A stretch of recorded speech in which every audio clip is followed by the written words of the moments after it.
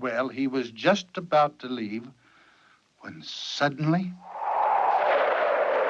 it hit. The storm of storms. And only 2 days before Christmas Eve.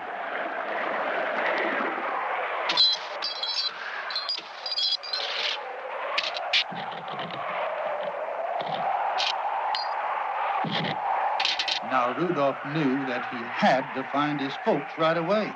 And he knew where he had to look. The cave of the abominable snow monster.